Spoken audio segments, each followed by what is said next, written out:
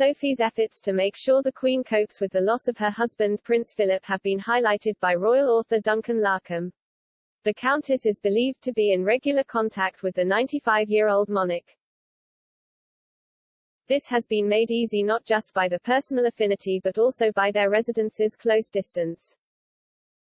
Mr. Larcombe told Fabulous, like so many families during lockdown, Her Majesty was unable to see her favourite daughter-in-law, but as restrictions started to lift, Sophie was one of the few people inside her COVID bubble.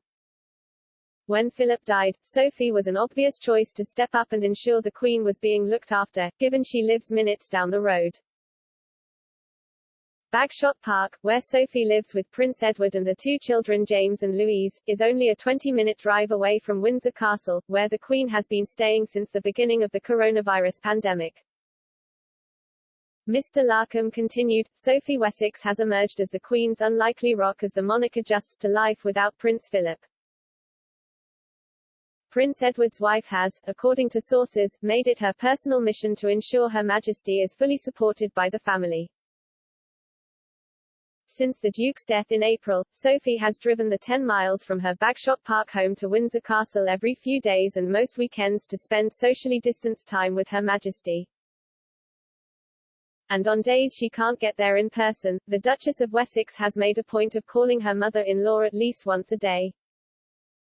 Sophie is widely considered the Queen's favourite by royal insiders. One source previously claimed the monarch finds Sophie's presence soothing, and that is one of the reasons why, when the Wessexes are at Balmoral Castle or at Sandringham, she often asks her daughter-in-law to accompany her to church by car. A source told The Sun in 2019, the Queen likes to be completely calm before church and she finds Sophie's presence soothing. Another claimed Sophie was just like a second daughter to the Queen.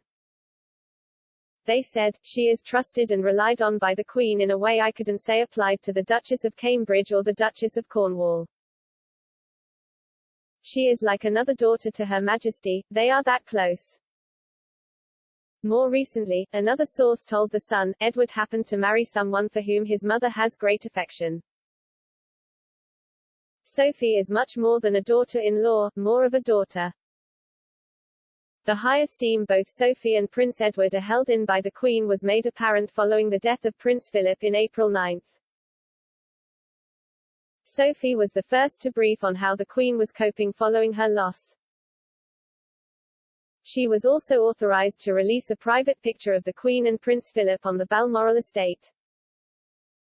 Together with their daughter Lady Louise, they were also photographed at Windsor looking at tributes and messages left by mourning royal fans for the Duke of Edinburgh. Last week, Sophie and Edward spoke openly about their relationship with the Earl's parents and the toll the pandemic and self-isolation had taken on the elderly royals. Speaking about Prince Philip and the Queen, Prince Edward told the Daily Telegraph, for them, life is so much about contact, it's so much about people and then suddenly that all stops. The Countess recalled how her family remained in touch with Her Majesty and the Duke at the height of the national lockdowns. She said, we used to see them stand on the balcony, which was about 20 feet up in the air. We'd see them waving. We'd shout at them and they'd shout back at us. It always seemed to be windy, so we could barely hear each other.